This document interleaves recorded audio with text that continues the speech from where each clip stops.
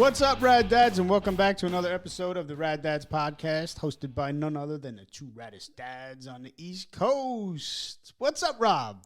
Hello, Sal. How you doing, buddy? Oh, I'm doing well. Rob. It is a fine Thursday evening. A little off cycle for us. Yeah, all good, though. You got to mix it up, change it up. I know. Keeps us on our toes. Yes, sir. Came over to record an opening, and we decided to do a whole episode. Oh, yeah, with bourbon, too. With bourbon. And he's playing porn in the background. I just can't figure out why. Oh, boy. What's up with that TV? Oh, my God. Hold on. I actually looked. What a jackass I am. Oh, boy. Yeah. Hey, this guy got jokes. I got jokes. So, Rob, what are we talking about tonight, Rob?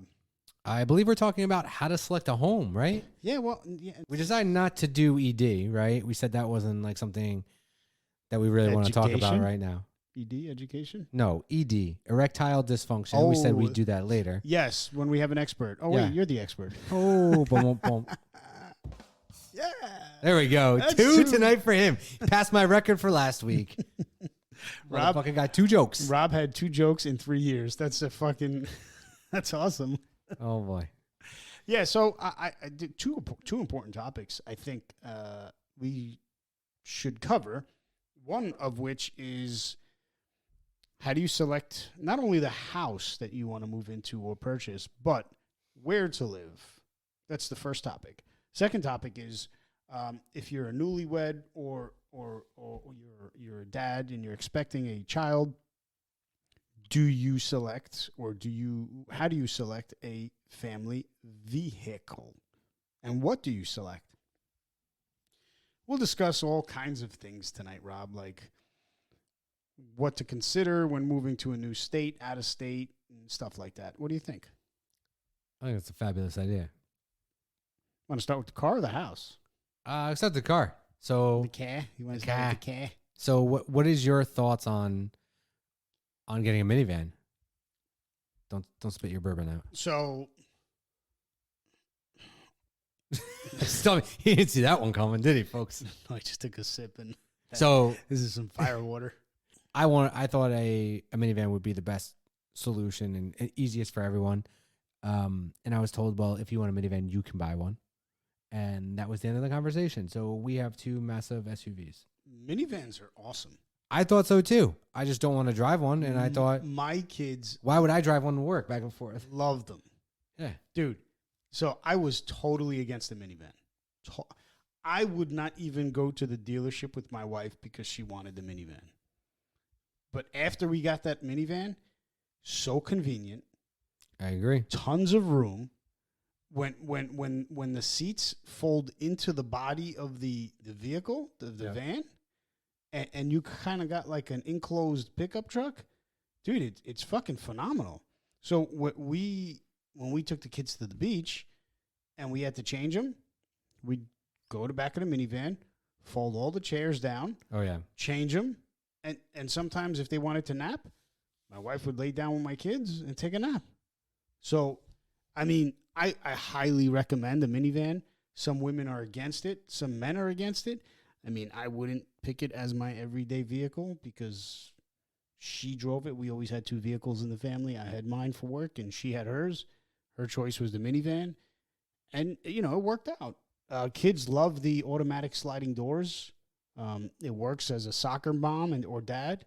The automatic sliding doors are awesome. And, they got a ton of room. Ton of room. I had that when I was growing up. My parents had one.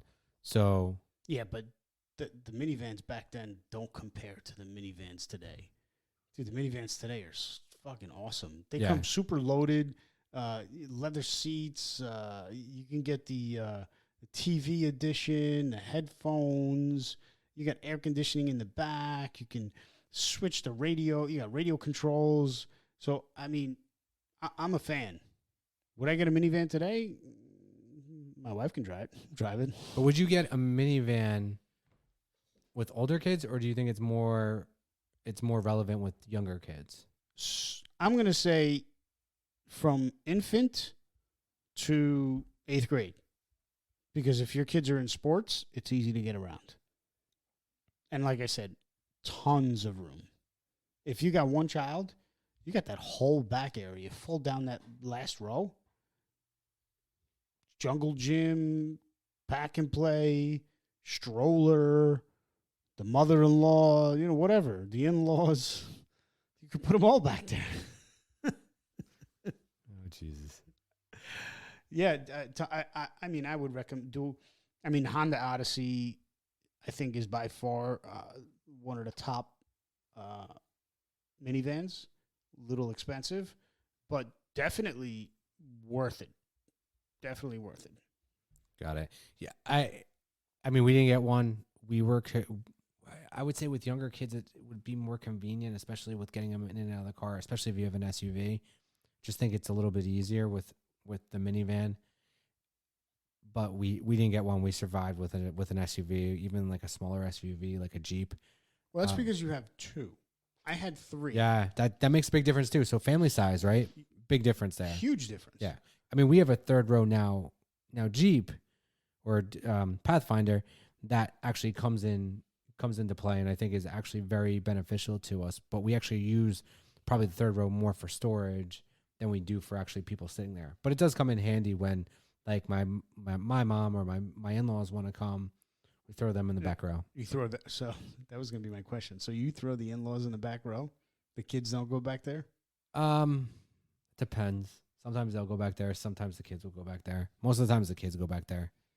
Yeah, most of the time, if we have a loaded SUV, I'll send my kids in the back. Yeah, that's true. But some of the things to consider when purchasing or getting a family vehicle, trunk capacity, that's huge, the trunk capacity. Correct. Because nowadays these strollers, dude, have you seen, like, my sister has a Porsche SUV. If her stroller is in the back of the truck, that's the only thing that you can't put anything else. I don't doubt it. It's ridiculous. Absolutely ridiculous. I said, the only thing you got back, what if you go food shopping, where the hell you put the food? Oh, the back seat. But trunk capacity when searching for a family vehicle is huge because you have a lot of stuff, with the kids. If you're lugging the pack and play like we used to do, the pack and plays are awesome. They set up and break down, Yeah, the pack and plays, and even to your point, the strollers, they're I mean, they break down, but they're big, especially if you have more than one. So at that young age, it's a big deal. We tried everything. We tried the triple stroller. We tried the double stroller. It was. Oh yeah, you had three within a year of each other. They were all in the stroller. It was rather interesting. The triple stroller. I couldn't imagine. The double stroller was enough for me. Thanks. Rear seat space is big. Seats, I liked captain seats. Obviously, the two seats before getting to the third row were captain seats. Yeah, and that's what we do too. And then the bench. Obviously, reliability. You want a brand that's going to be reliable. Extra features, like I said, the TVs in the seats instead of unless you give your kids the iPads, you can do the TVs in the seats with the headphones and stuff. But I honestly think it helped us out in the minivan, especially because we have three and a lot of trunk room. If you go on adventures or day trips, definitely, with the seats folded down, if you got to change or something, huge help. Yeah. So then, I guess if you got the minivan, right, and you want to pick up the family and move somewhere. Let's say, you live in Jersey. Way to pivot. You like that, right? That was nicely done. Well, you're watching porn there, and I'm what a fucking asshole. I am not watching porn. I am watching our audio plus shopping for a patio set. Thank you, Sal. Feverishly shopping. I need it by next weekend. Shut up. Last minute Rob. So when you get your whatever family vehicle and you got to move to a different state, how do you pick a state to move into? What are some things to consider if you have to move? Well, let me ask you a question. Are you saying you're voluntarily moving to a new state, or are you moving for work? Both. So I think moving for work, it kind of picks for you. Not really. Well, I guess. Yeah. It does. I mean, but you can search for jobs in certain locations. Like, you know, if we wanted to move south and we would go to Nashville, we'd search in Nashville, like Jeremy's Razor. So, yeah. Did you get a Jeremy's yet? no, I'm pinging them for the sponsorship, so There we we can tag them on this. Uh-huh. It's sometimes a job comes and finds you, and now you're like, oh, now I got to move.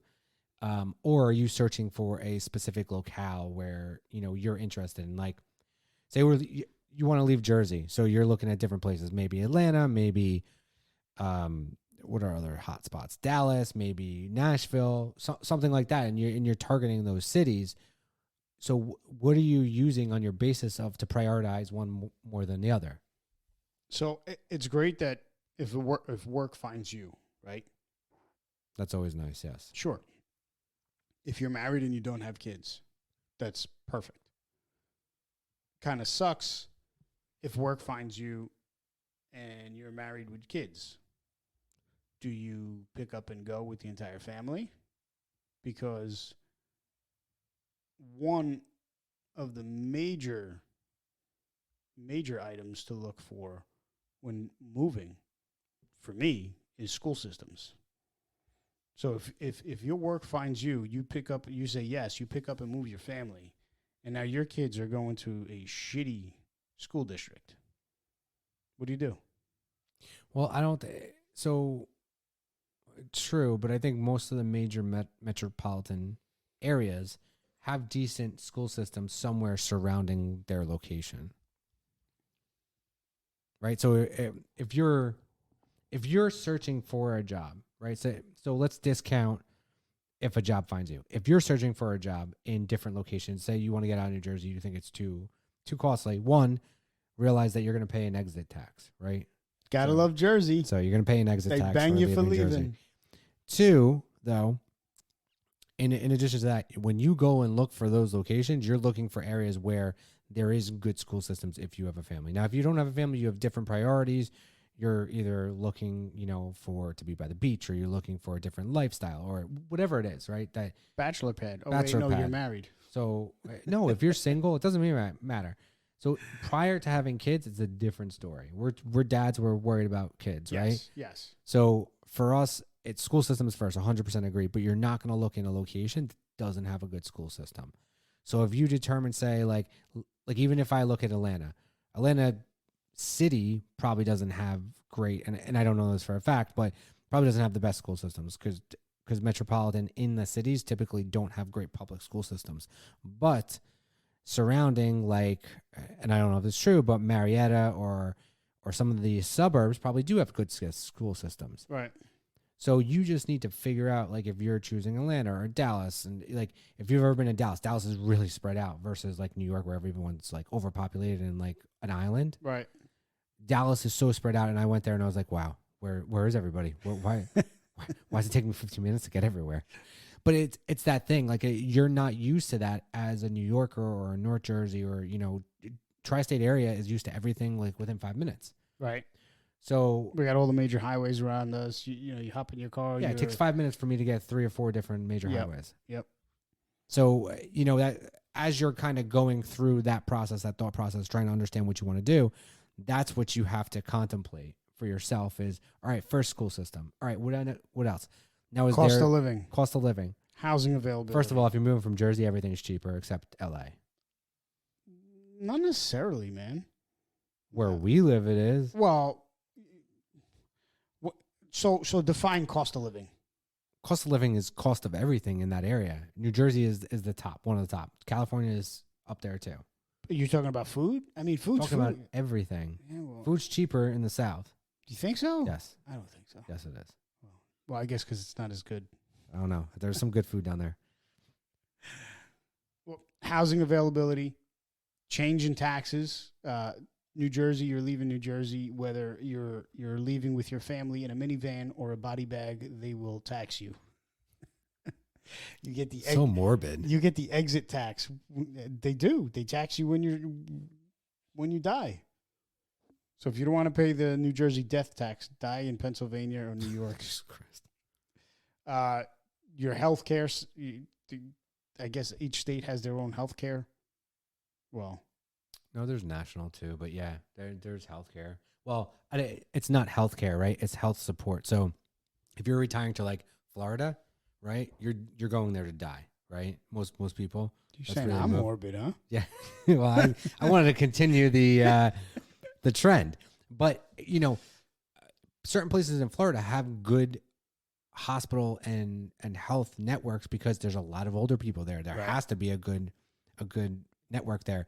Now, if you move to, the Rocky Mountains in the middle of nowhere, you're not going to have a good health system. It may take you an hour to get to a hospital. There's no emerging med. There's no emergency walk-in. So that's things you have to take into consideration depending on what age you're at. If your kids are still young, it's a different story versus if you're going there to retire and now your kids are out. But I think we're talking about like the younger parent, anywhere between 25 to 40 and 45. Right. So you got to look for all new doctors. You got to look for your primary care physician. You got to look for pediatricians. All those things come into play. And one thing to say though is if you're moving for a job and you got hired into a job, say in Dallas, they're going to help you. Typically, good companies will help you get settled in a location so that you understand what's there. Depending on the industry. Depending on the industry, depending on the company. But typically, they hire a company to help you on board in that location, especially if you're doing essentially a relocation package. They'll help you get acclimated to that area. Who brought the 120 proof? I'm burning my chest. Yeah. We're drinking some fire water tonight.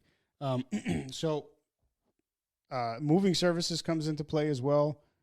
I never knew how expensive moving was until I moved 4 years ago. Across town? And I fucking moved less than a half mile from my old house. Holy bananas, is it expensive. I got a quote from a company to move a half a mile for $7,000. I looked at the guy. I was like, and so we closed on my old house, the house that we were selling, one day, and the following day we closed on the house we were buying. So they had to hold my furniture overnight in their trucks. They wanted $7,000. So really? I got 2 of the largest pods, packed them myself, and asked some friends for help. The pods, I think, cost me... Fucking ask me for help, you jackass. I live down the street from you. I know. I watched you point and laugh. Rob would walk by every other day. He would point and laugh. He had a drink in his hand. Oh, yeah. So just other things to consider when moving is the local culture. If it could be a culture shock.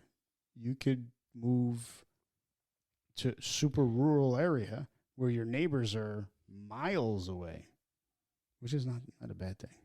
But if your neighbors are miles away, guess where the local restaurant is? It ain't fucking local. Yeah, it's tough. Culture shock's definitely a thing, especially if you're coming from the Northeast. You're not. It's a different way of life. In some areas, it's a little bit slower. Everyone's not in such a rush. And the food, the food's different too.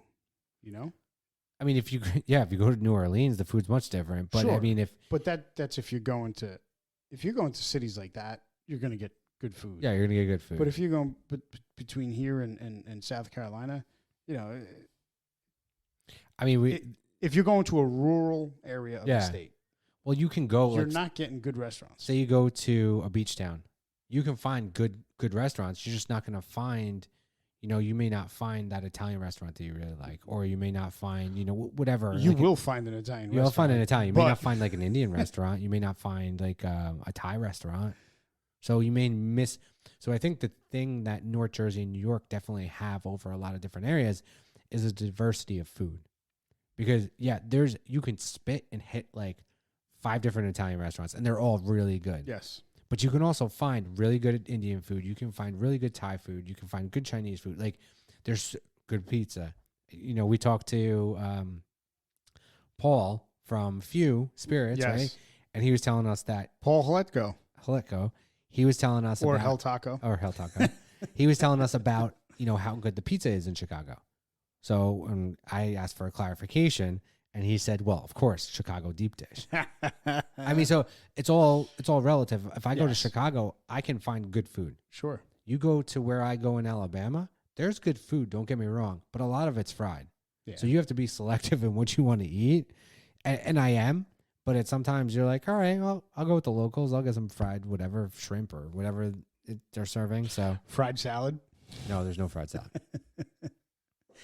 Something else to consider when you're moving is the climate. Do you want to go to a place where it's 120 in the shade?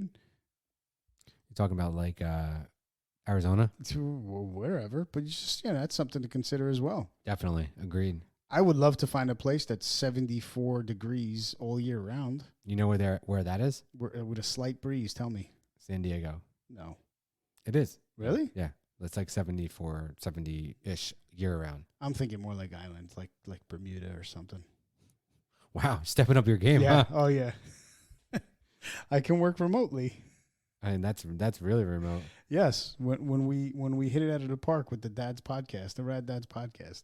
You better build a studio in this Bermuda. Oh, come on! Of course. With the profits from our sponsors, that's what we're gonna do. Right now, the profits from our sponsors, I can't build an ice cube. Listen, we're sponsoring other stuff, so Yeah. so we get noticed. Yes. So I mean, a lot of things to consider when moving out of state. The state you live in, are they going to hit you with a state tax for leaving?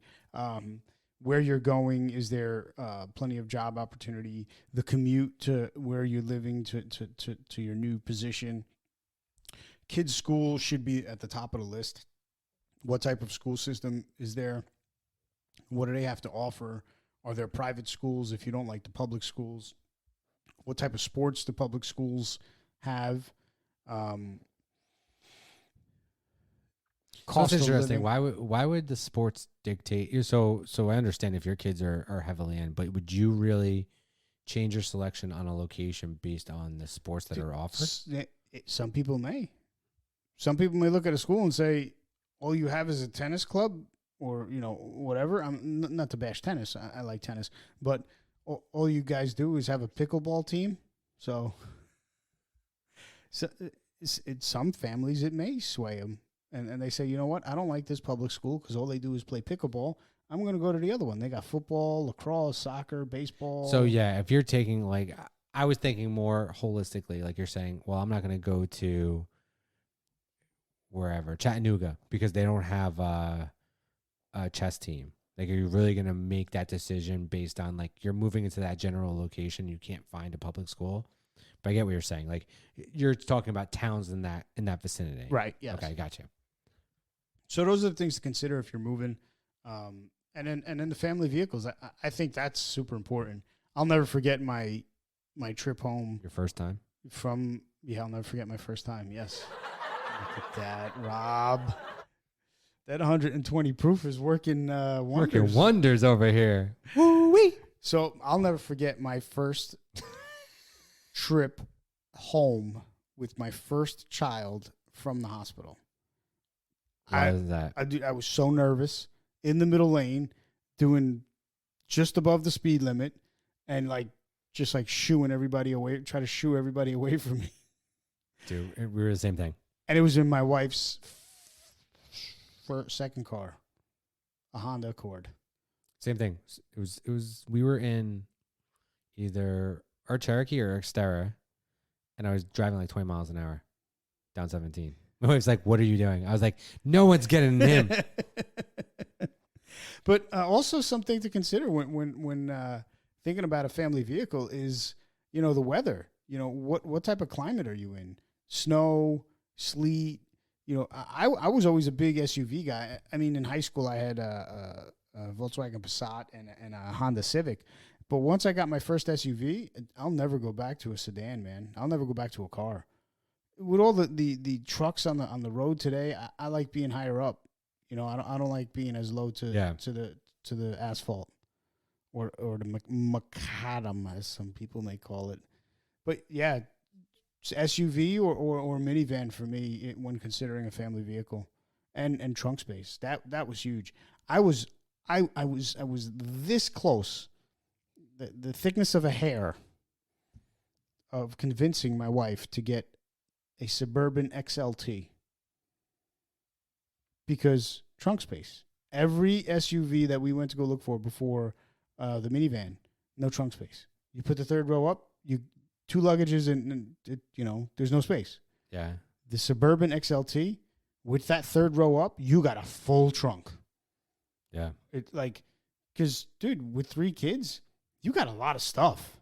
Yeah, exactly. Especially when you're driving back and forth to Florida to go see, or South Carolina to go see in-laws, you got a lot of stuff. So I was so close for that XLT. But no go? No go. Because ultimately, that would be her daily vehicle. And my wife's petite. And her to be driving a Suburban XLT, dude, it would be like me driving a truck with a trailer. That's what it would feel like for her. Would food dictate your move? I mean, culture differences. I mean, the different types of food in the area. But if like I said, if you're moving to a rural area, it's the local Walmart. One thing to also consider, if you're moving from like an area like North Jersey or Central Jersey, where it's very heavily overpopulated, to a more rural area, you're going to have, one, Uber and Lyft aren't going to be readily available. Right. 2, your delivery service, even for food, may not be as abundant as it is in these locations. True. Just something you need to take into consideration, because I know it's something that we take for granted, but when I go to these rural locations, I'm like, wait. No Uber? You don't have Uber? You don't have DoorDash? Yeah. It's like, what do you mean? It's so, weird. dude, my sister lives in Queens, and whenever we're there and we order food, there's a guy on a Vespa delivering food, not in a car. Guy's on a Vespa. Easy way to get around. Easiest way to get around, man. Yeah, I mean that's how they do it in the city, man, and the suburbs of the city. You can't read your writing, Rob. I'm happy to announce today's show is brought to you by Weber Home and Business. Weber Home and Business was established in 2021 with one clear mission: establish a safe, healthy environment in your home, school, or workplace. With over 12 years of experience, environmental remediation and restoration industry, their staff of certified mold inspectors will be sure to provide thorough inspections, detailed protocols, expert knowledge, and professionalism in each and every client. Call Weber Home and Business at 551-502-1052 for mold inspections, air samples, air quality assessments, or water intrusion. And an IICRC certified, whatever that means, will be happy to walk you through the process. They work with insurance companies, real estate agents, so give them a call and get it better with Weber. Again, that's 551-502-1052. And now back to your regularly scheduled program. That means it's bourbon tasting time. All right. Yes, and welcome to the Rad Dads bourbon tasting time. Soon to be videotaped, which will be a shit show. Yes, that would be fun. It'll be fun. Yeah, I think so. We can sit around your new solo stove fire pit, and we can record a bourbon tasting. There you go, as long as it gets here before July 1st. Did you get the solo stove? I know someone in town selling the Mac Daddy. What do you mean the Mac Daddy? The biggest solo stove for $450.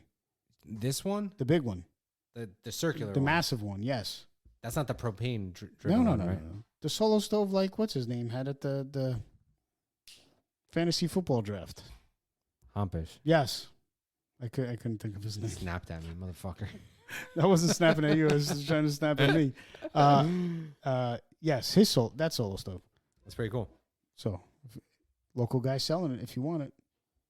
Cash and carry. I'm sure. He lives around the block. All right, so back to the show.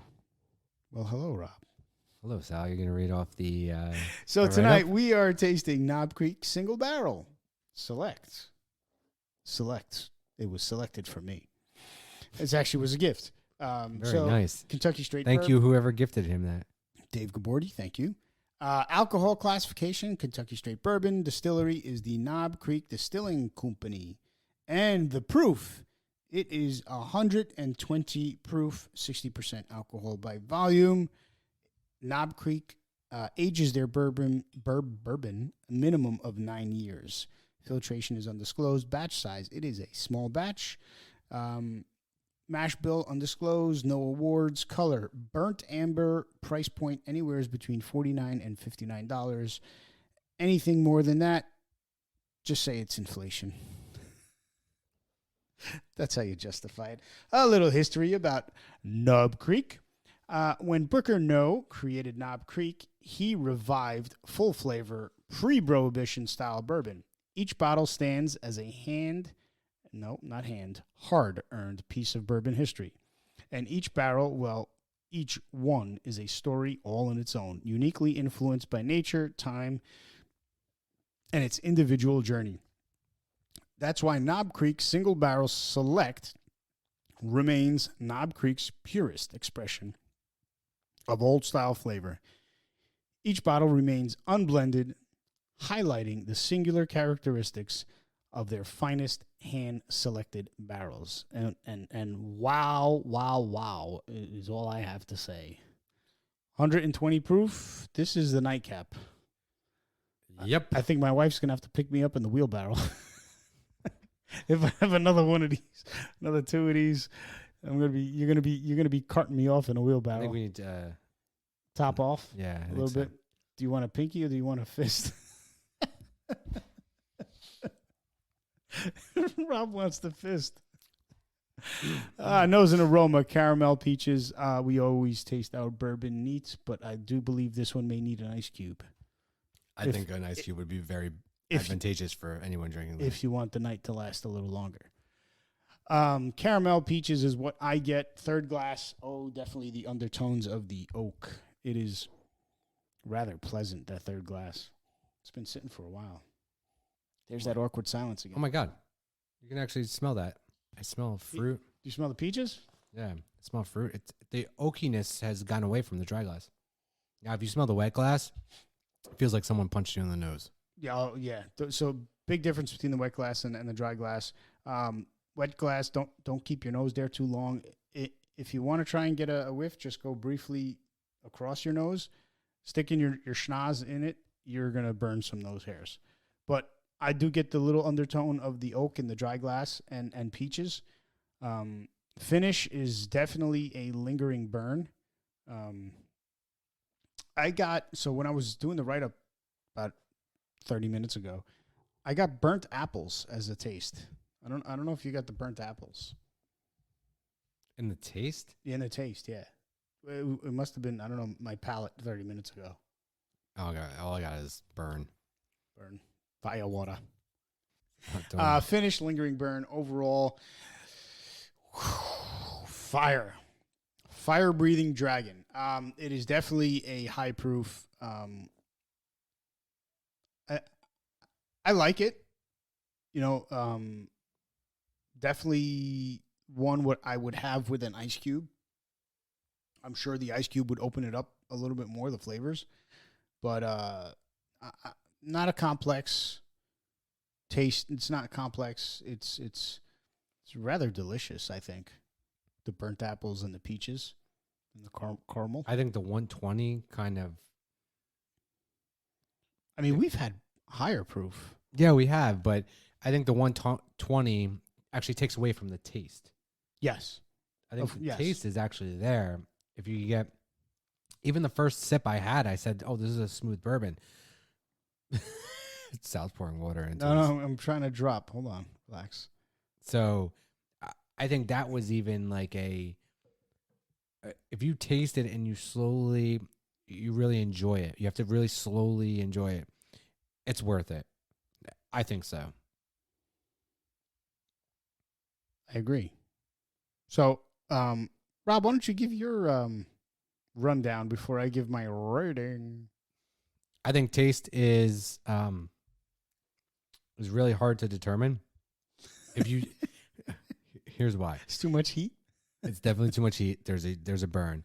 I'm actually gonna change up my rating scale because price. You know why? Because price is becoming bullshit at this point.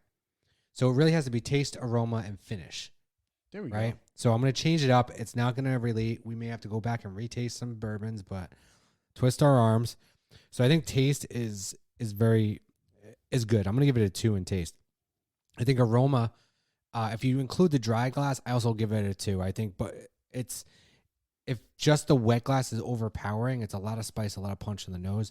The finish is, you're going to get heat. You're going to get the burn, which we haven't had a bourbon on this show that had the burn in a long time. So I'm actually going to give that, I think, a 1.5. So I think I'm going to go a 5.5 for this. 5.5. 5.5. Oh, I thought maybe you were going to count how many seconds the burn lasted, and that was going to be your rating. No, it's still going. So, so I gave it a 6.0. Get out of here, really? I gave it a 6.0. I was tempted to go 6.0, but I felt the finish, even though the finish is fine, but the burn is really really potent. So, given its height proof, it's definitely a knock you on your ass if you have more than 3. Yeah, I think for me, it's not a shelf staple. I'm a big sweet bourbon guy. I really like it. I actually Whistle Pig 10 has actually, I mean, we've had it a couple of times recently, and it's absolutely amazing. Yes, it is. It's better than I thought. And then there's another one of the Four Roses is over 100 proof, and I think that's one of my favorites for a higher proof. So I mean, we've had higher proof bourbons that are actually smooth. Yeah, this one isn't. This packs some heat. Yeah, agreed. So it is not as enjoyable neat as, maybe we should do this again, and we'll put a cube in it and see if it changes things. I think it will. Okay. I think it definitely would mellow it out. Maybe that'll be on the next episode. Knob Creek Bourbon Select with neat and versus Ice Cube. Yeah, we should. So tune in next time. We will do Knob Creek Bourbon Select with an Ice Cube.